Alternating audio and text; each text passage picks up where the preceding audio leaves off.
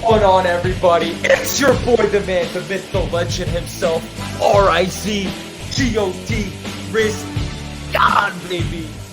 Bringing you guys another episode of the RizPod, where we talk everything about sports and everything sports related. And you can see the gear. We're talking something near and dear to my heart. And we're breaking down the New York Yankees. We're talking baseball for the first time on the RizPod this season.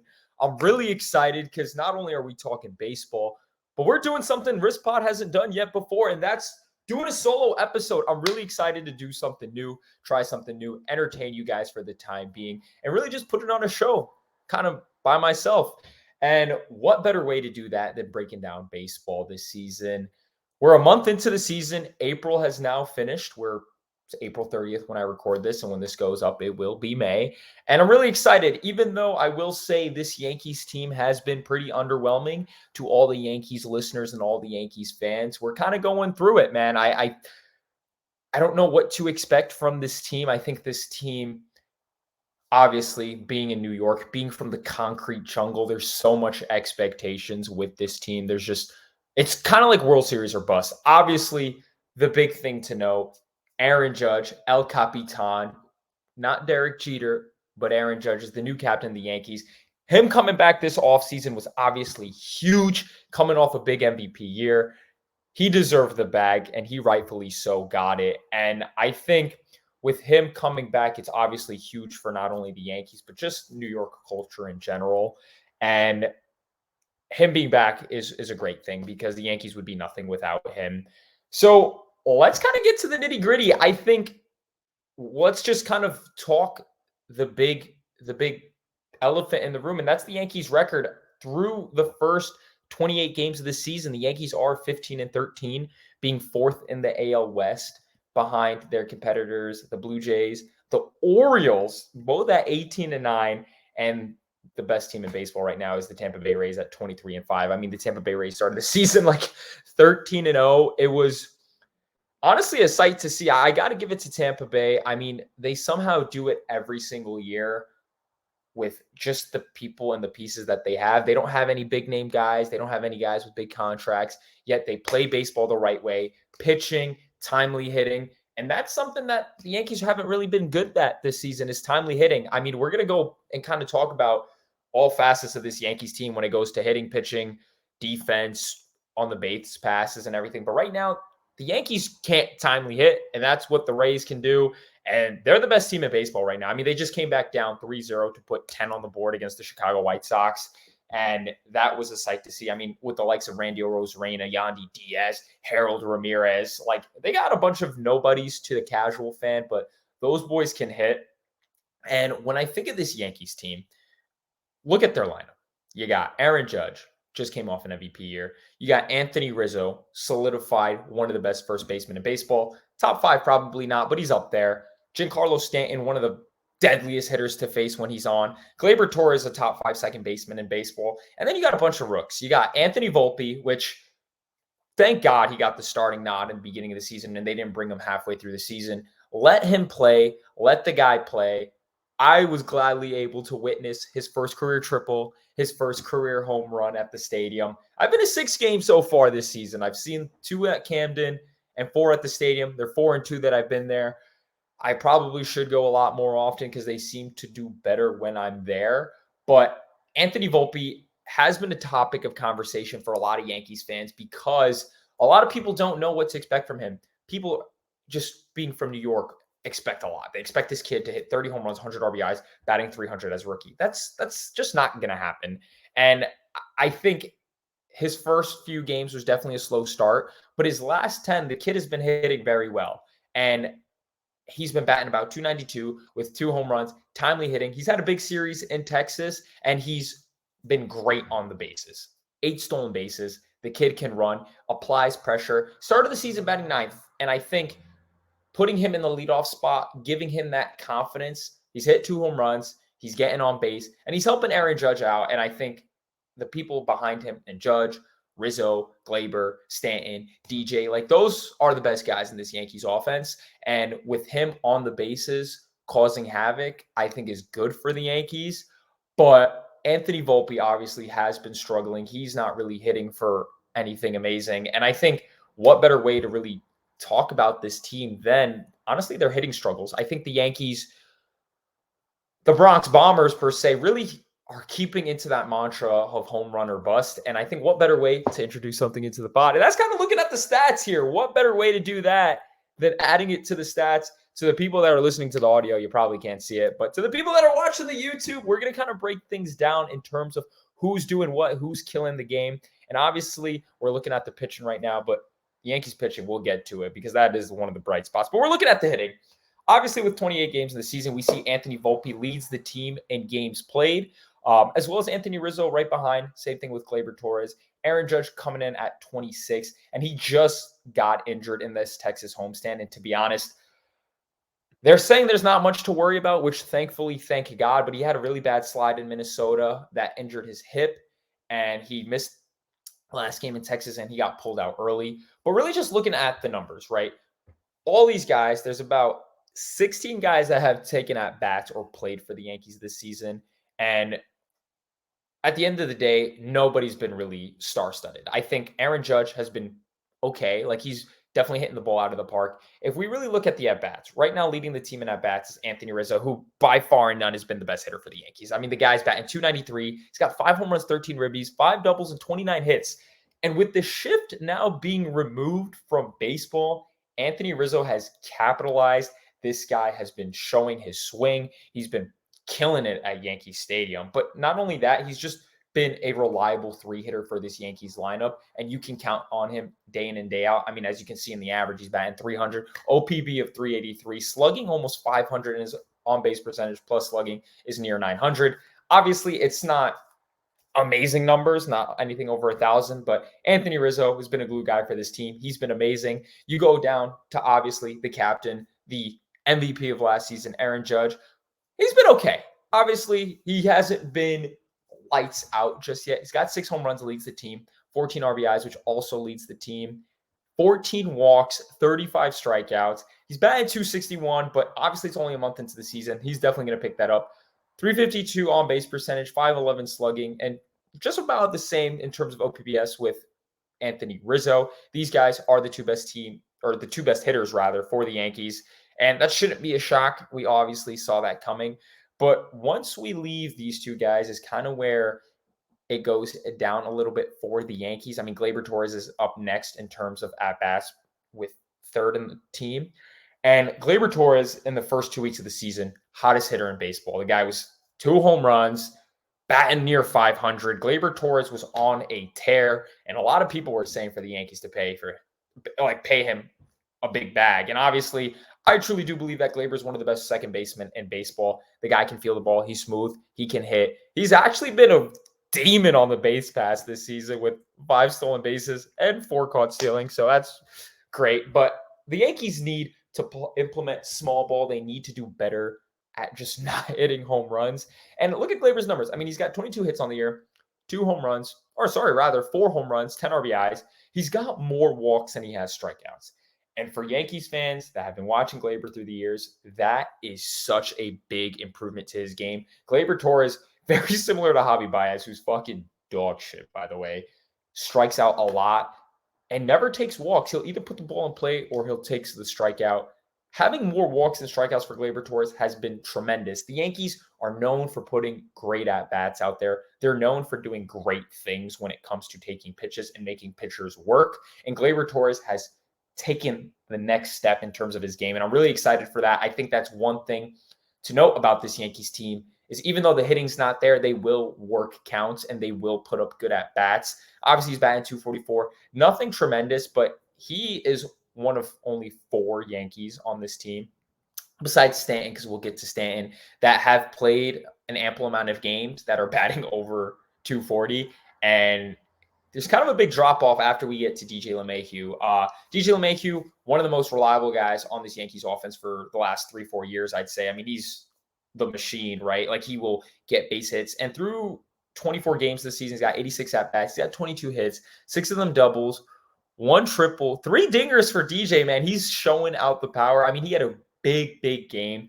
The game against, I believe it was Minnesota, where Garrett Cole pitched that complete game shutout. DJ did it on his own. He had a home run to right field, and he got that RBI single, 11 RBIs. DJ's kind of taking a step back in terms of taking pitches. He's got 7 walks, 27 strikeouts.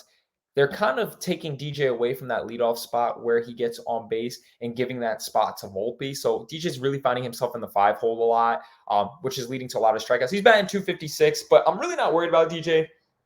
DJ is going to find his stride sooner or later. I'm really worried about all these other guys. Let's get to the kids. Anthony Volpe, kind of touched up on him a little bit. 16 walks, 30 strikeouts, batting 216. Started off really, really bad. But obviously, as a rookie, what can you expect from Anthony Volpe? I think as the season progresses, as he continues to get more at-bats, he's going to be a star. He's going to be great. I think he's built for the moment. Yankee fan. I don't want to give him Jeter comparisons because by no means is the kid Derek Jeter. Even if he's half of what Derek Jeter is, I think would be fucking amazing for this team. But as long as he's out there being good on the bases, putting the ball in play, and being good defensively at shortstop, he's kind of had a skid where he's gotten 3 errors in consecutive games. And it can be a little bit demoralizing for a young rookie. But I'm so happy, like I mentioned earlier, that the Yankees have him coming up early because let him play through it. Don't be the fucking St. Louis Cardinals who called up Jordan Walker. He's got 2 home runs, batting 270, and then you call him down. Why? Why even bring him up? Just kills a player's confidence. Just run with Volpe. I respect Aaron Boone, who, honestly, for what he's got right now on his plate, he's been doing a good job, I'd like to think. Obviously, the Yankees need to turn this shit around because they're not looking too good. I mean, with the Rays just killing it right now and the Yankees being 8 games back of first place, shit needs to change, but it's a very long season. So the next time we kind of do this breakdown, I kind of hope to see a lot of these Yankees turn things around. But Anthony Volpe, probably the better one of the kids. Next, we're going to Oswaldo Cabrera, who I know everybody loves Ozzy. He's been great utility guy, infielder turned outfielder, great last year in the little skid that he's had. But he's been really struggling with the bat this season. Switch hitter, which is obviously great. Only got his first home run a couple of games ago. 3 walks, 19 strikeouts, batting near the Mendoza line at 207.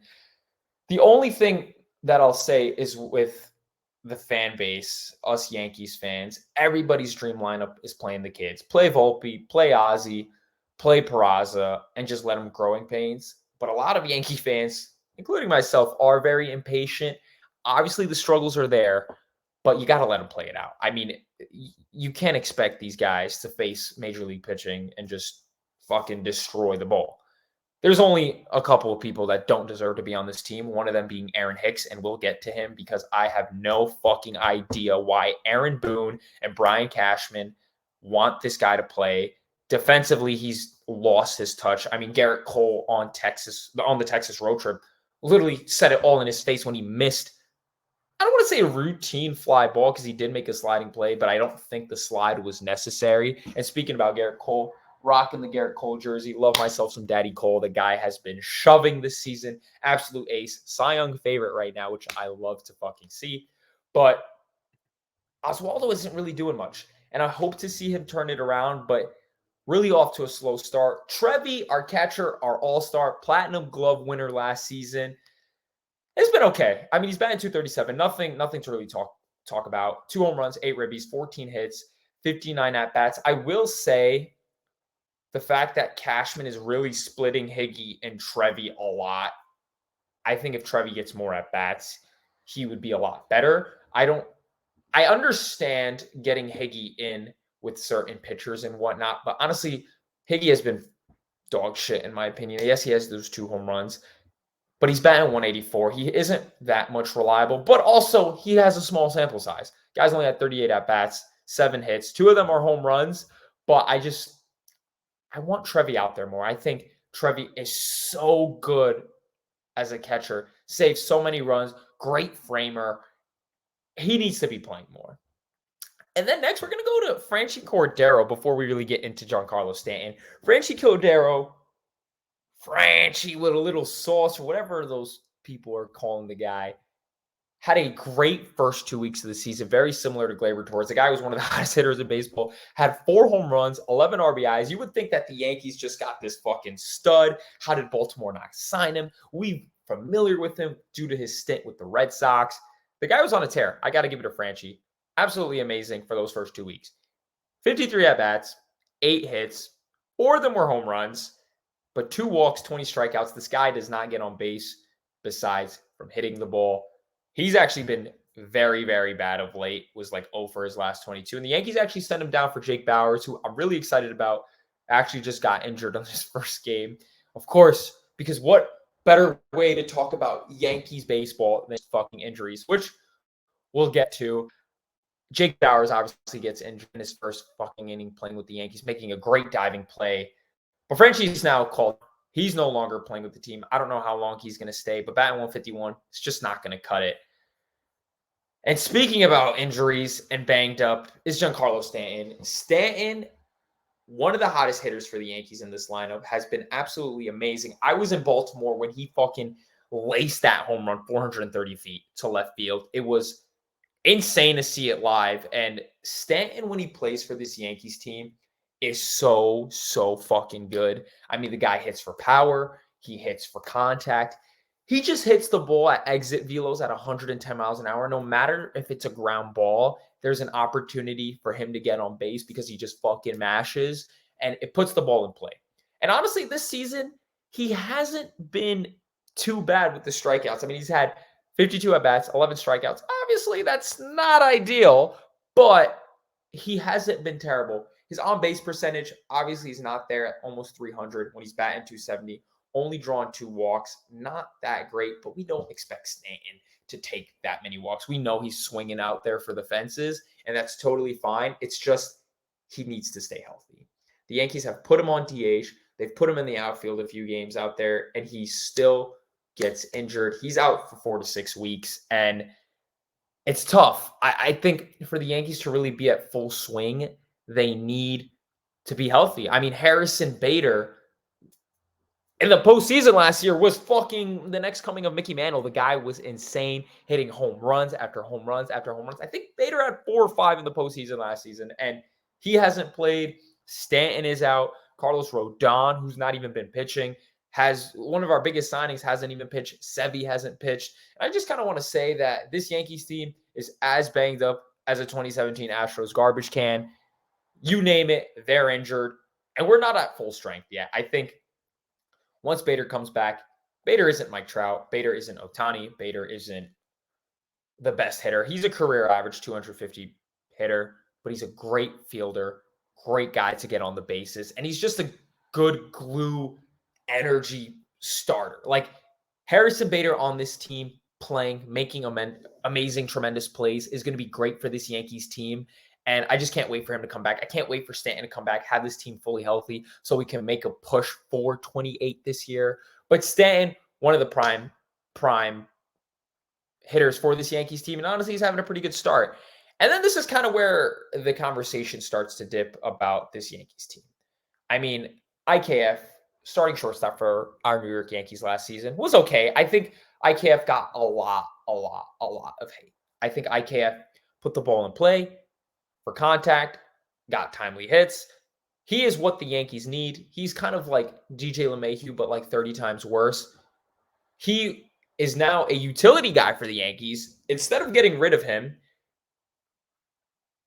I guess Brian Cashman and Aaron Boone just said, hey, let's put you everywhere. I mean, IKF in his MLB career has played third, short, catcher, and the outfield. And to be quite honest, IKF hasn't been that bad in the outfield. He's been making stellar plays. He tracks the ball very, very awkwardly in the outfield, but he hasn't made any tremendous mistakes. But I mean, 20 games, 46 at-bats, 8 hits, 2 ribbies, 3 walks, 7 strikeouts. He's batting 174. But like I said, a lot of it just comes with him not getting the sheer volume.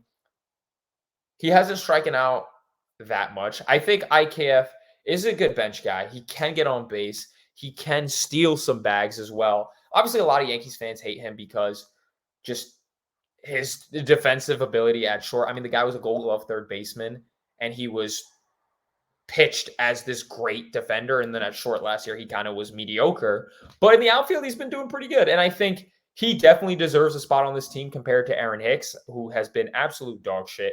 We'll go to him next. I mean, 16 games this season, 40 at-bats, 5 hits, batting 125. He doesn't have a home run. He has 1 RBI that I witnessed in Camden. 4 walks, 12 strikeouts. The guy cannot field. He cannot hit. He has zero confidence in his swing, zero confidence in this team. He's already talking to reporters about how he just wants to change. He just kind of doesn't want to be in the pinstripes. And I mean, I don't blame the guy. The guy goes to at bat at Yankee Stadium and gets booed by the home crowd. I'm one of the people that boos him. He's been dog shit. I don't know why he's not DFA'd. Brian Cashman, chalk up the money. I mean, the 99 burger itself probably makes enough to fucking buy out Aaron Hicks's contract. Aaron Hicks got to go. Love Aaron Hicks. That's a lie. I don't love Aaron Hicks. I never really did. But he had his clutch moments. That big home run in the postseason against, or it wasn't in the postseason, it was the regular season, the 3-run home run walk-off against Houston. He's had his moments, but he needs to go. I mean, there's so many Yankee players that I love when they're on the Yankees, or even before the Yankees, and I love when they acquire them, and then they suck on the Yankees, and then they leave and become superstars. Sonny Gray, for an example. Huge Sonny Gray fan growing up in Oakland. The guy was an absolute ace. Comes to the Yankees, I'm like, this is the push that the Yankees needed. He was really bad with the Yankees. Goes to Cincinnati and becomes an absolute Cy Young candidate. And now is in Minnesota with a .62 ERA in the first month of the season. Absolutely shoving. Very happy for Sonny Gray. And let's talk about Joey Gallo as well really quickly, of another guy that just left the Yankees and became him again. The guy just needed facial hair. Joey Gallo's been smashing it. 2 home runs against the Yankees in that Twin series in Minnesota. Really happy for Joey Gallo. I really wish great things for him because the Yankees fans didn't treat him that well. Rightfully so. I mean, the guy was a walking strikeout machine, but love Joey Gallo, and I really hope that he continues to have it. Why does that have anything to do with Aaron Hicks? I just don't want to talk about Aaron Hicks. He needs to fucking go. Dog shit. Another guy that's been really, really bad as well is Willie Calhoun, who's been turning it around recently. I mean, the guy's batting .243, 9 hits and 37 plate appearances. He's been doing really well in this Texas series. Aaron Boone is throwing him out there. One of the worst guys when it comes to WAR in baseball since 2018. He has a negative 2.8 WAR, and Aaron Boone still puts him out there.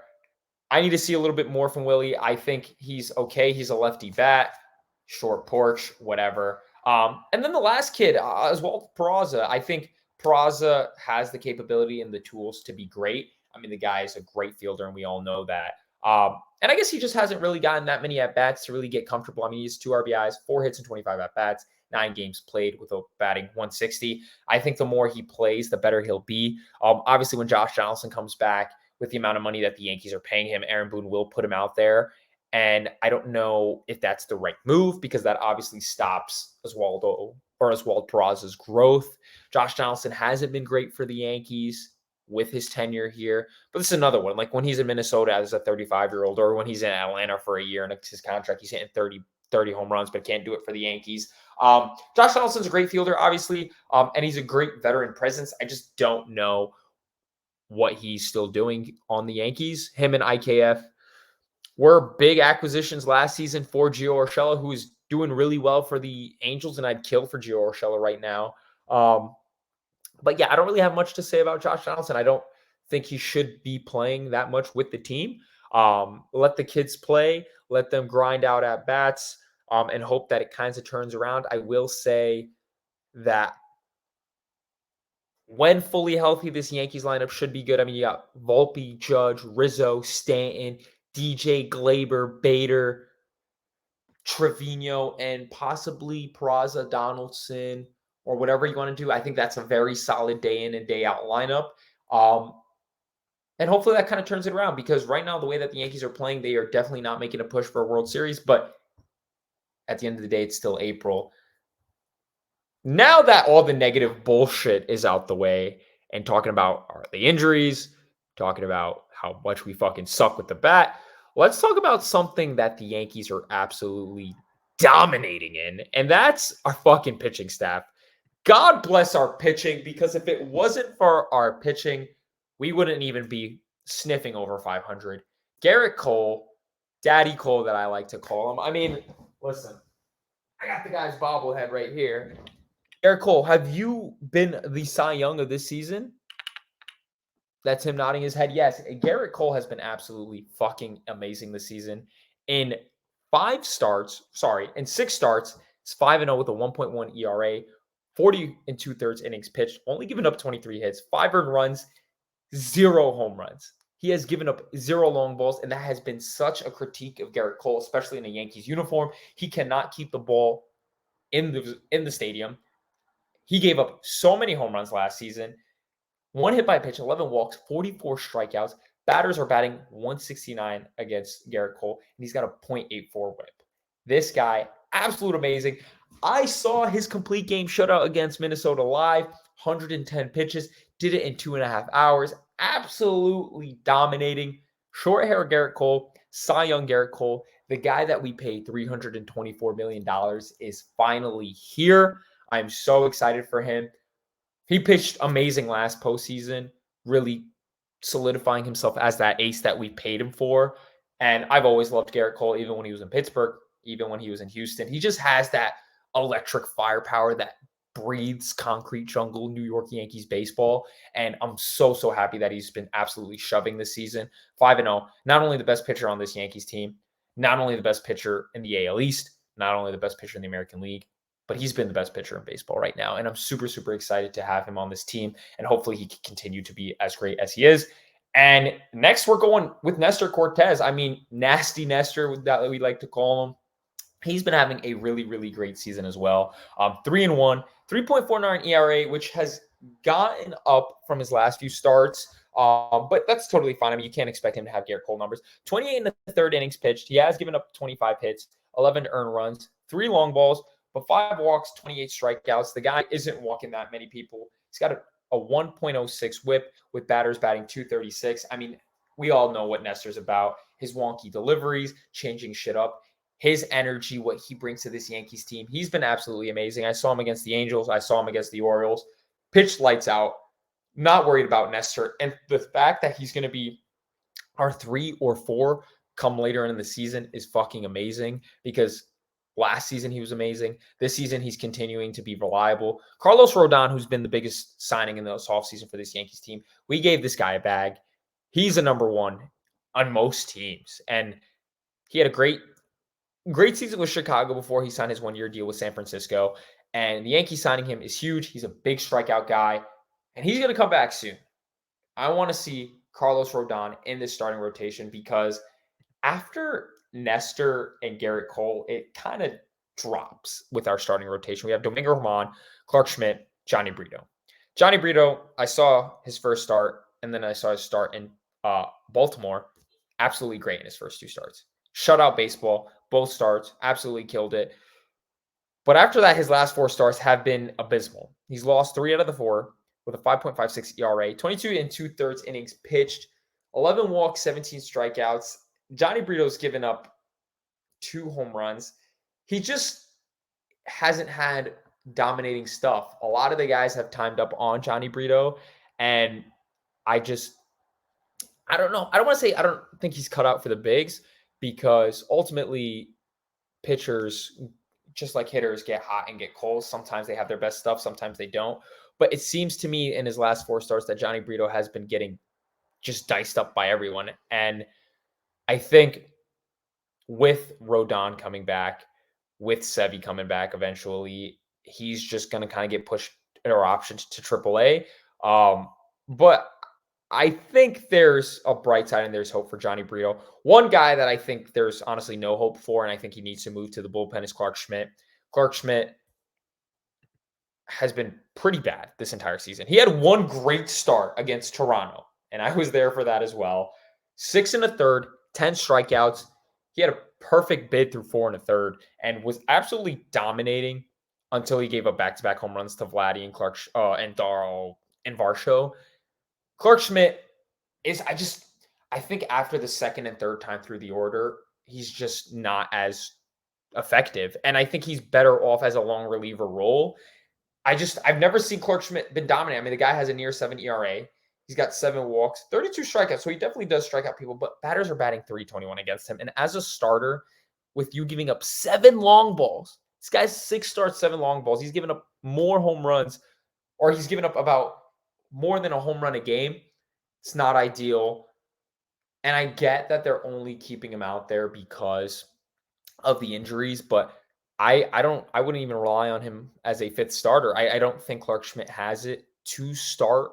Um, and I think with Rodon and Sevy coming back, he should definitely be a long reliever. Not much to say on Clark Schmidt. I mean, the kid is young. He has time to still develop, but he just hasn't been effective. And Domingo Germán, who I think is the pure definition of inconsistency when it comes to baseball. I mean, the guy can either be super dominant or he can just let up a offensive fiasco. So in 5 starts for Domingo Germán, he is 2-2 with a 5.54 ERA. Obviously not ideal. 26 innings pitched, 16 earned runs, just like Clark Schmidt, 7 long balls, which is abysmal. But he has 33 strikeouts, and batters are batting 198 against Domingo Germán. So when he gives up hits, they are the long ball. I mean, 7 of his home runs, or rather 19 of the hits that he's given up, 7 of them are home runs.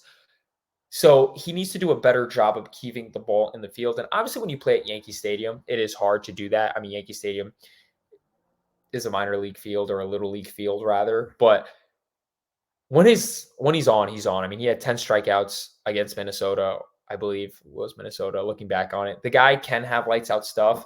I mean, yeah, it was against Minnesota because their manager, Rocco Baldelli, fucking Devil Ray legend, fuck you, Rocco, was throwing a fit like, oh, he's cheating, yada, yada, yada, which we saw Max Scherzer get suspended 10 games for umpires catching him, if that's what you want to call the rosin and sweat trick that Trevor Bauer is known for telling the audience about. But Domingo Germán has been inconsistent. I think with more time, he can be okay.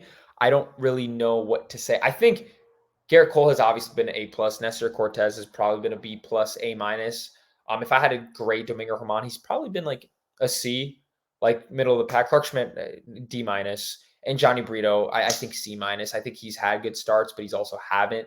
But the starting rotation is obviously going to get better once Rodon and Sevy get healthy. And then you look at the bullpen. I think the bullpen is obviously one of the Yankees' strong suits. I mean, you have IKF with a 0 ERA in an inning pitched.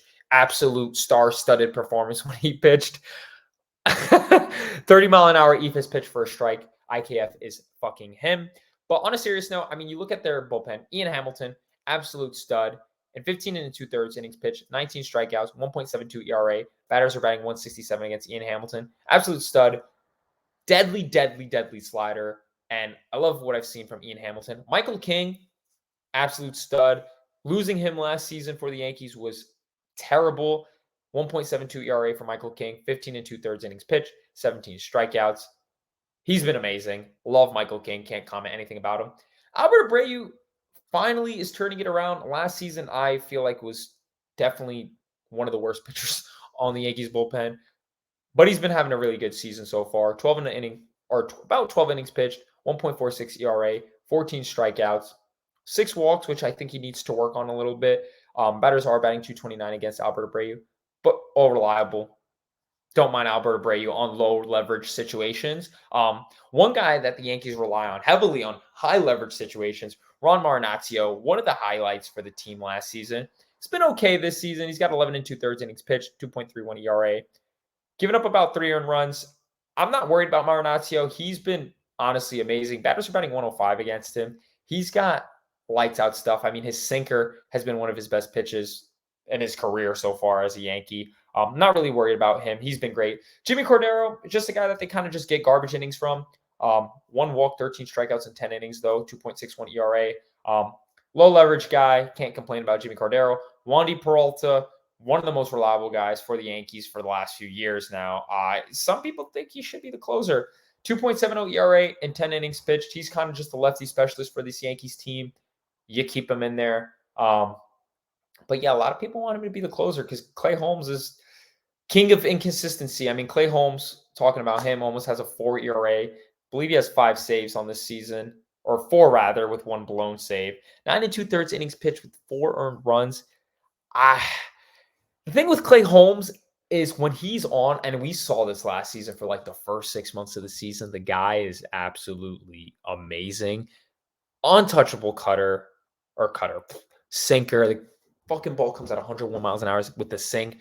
Great off-speed stuff. Clay Holmes has the ability to be one of the best closers in baseball, but I don't know. He's just kind of lost it. This season has been okay. Like, he's just been okay.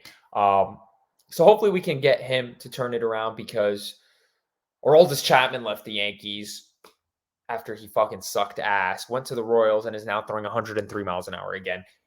The Yankees have a curse. All New York sports rather have a curse. Besides, go New York, go New York, go. The Knicks, second round. Can't wait to talk about that on the next RizPod. Rangers, game 7. We'll be talking about some NHL.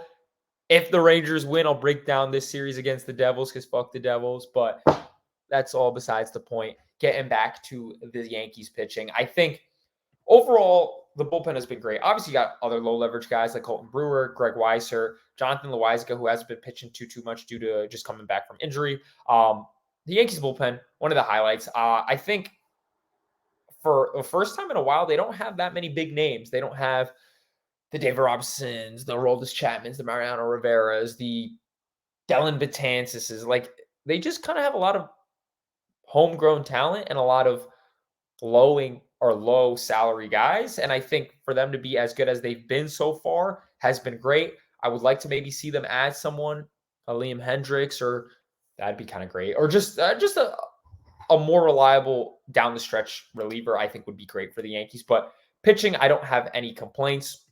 When it comes to the hitting, obviously, that kind of needs to be reconstructed. But obviously, that's kind of the Yankees' mantra this first month of the season. It's just been pitching wins games, low scoring games. The offense has been absolutely fucking abysmal.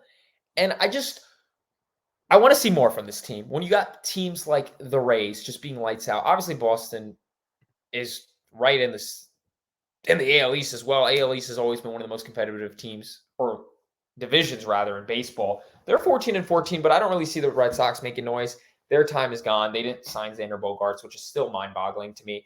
But the Yankees need to turn it around. The Orioles are here. Adley Rutschman, Gunnar Henderson, Ryan Mountcastle, and them boys. They called up Grayson Rodriguez. The Orioles are here, and they want to make a push. The Rays are here. The Blue Jays are here. It's not going to be easy for this Yankees team, but we're built for October. We're built to win, which I think is kind of going against what I said earlier, that this team offensively is built as the Bronx Bombers mantra. It's kind of hit or miss. I would love to see the Yankees go out there come this trade deadline and get a big player. I think they need to stray away from this home run hitting mentality. I know when you have the short porch, I know when you have Stanton and Judge, it's kind of hard to do that, but that's why I'm so pro on playing Volpe, playing Peraza, playing Oswaldo Cabrera. I say you give the kids a month or two to see if they can turn it around. I think out of the kids, though,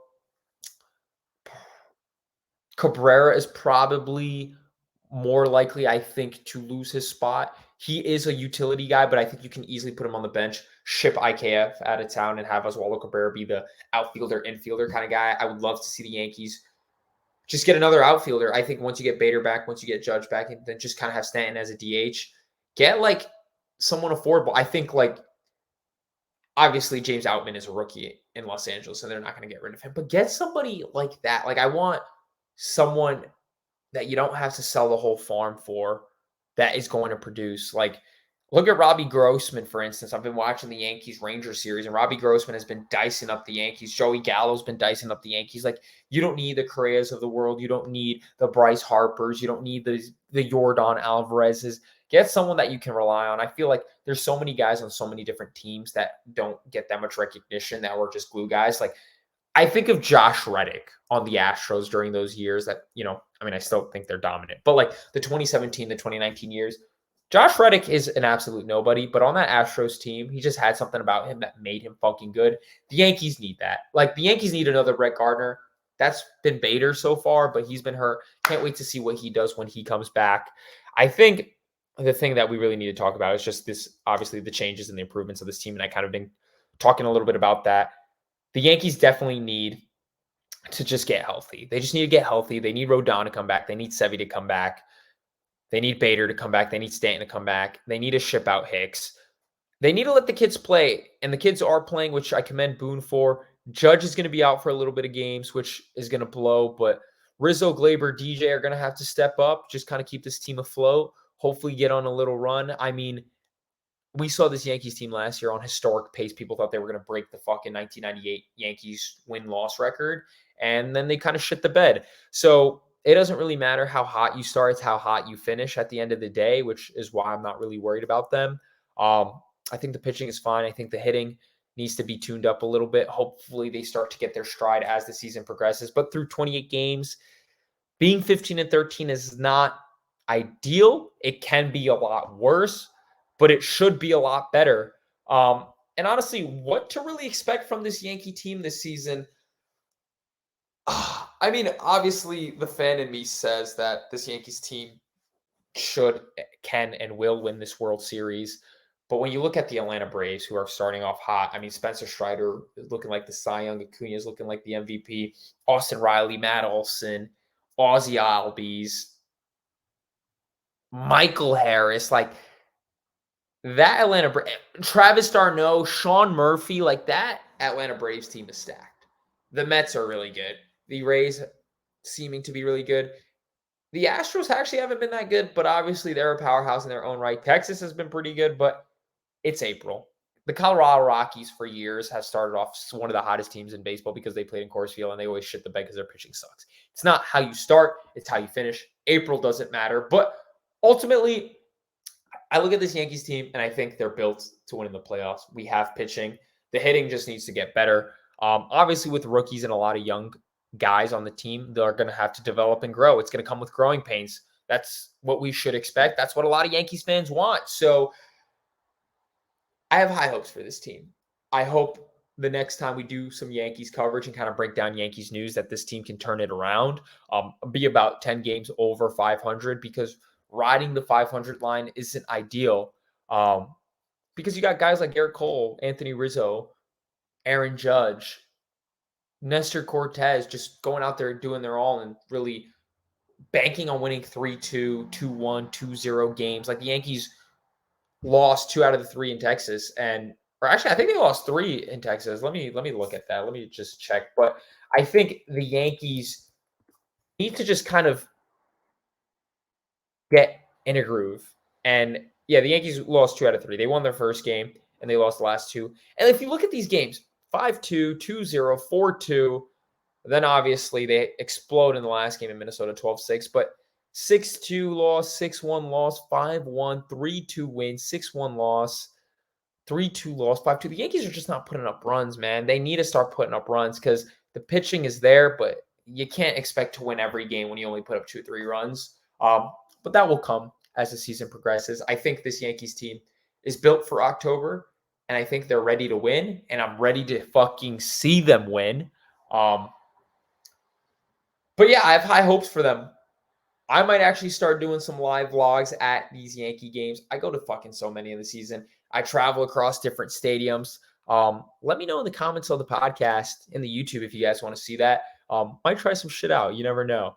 But with that being said, I've had a great time kind of wrapping everything up when it comes to the Yankees. I think hosting my first episode by myself wasn't too bad, 45 minutes. I hope you guys really enjoy kind of the short content. It was very informational with kind of my takes on how I feel about this Yankees team. I mean, your boy, the man, the myth, the legend, RizPod, got it on the hat, baby. Coming out with the 11th episode of the fucking RizPod. I'm super, super excited to keep on continuing the RizPod. You're going to kind of see a lot of episodes with me by myself at the helm. I think it's fun. I think reacting to stuff is probably going to come in the podcast as well. A lot of new things and a lot of changes coming. Some merch might be dropping for your boy, but I'm really excited. Thank you guys so much for watching.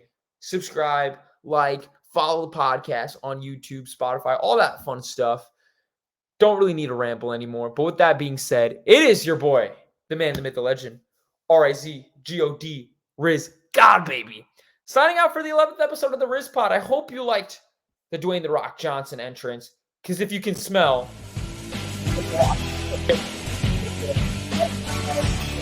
Okay.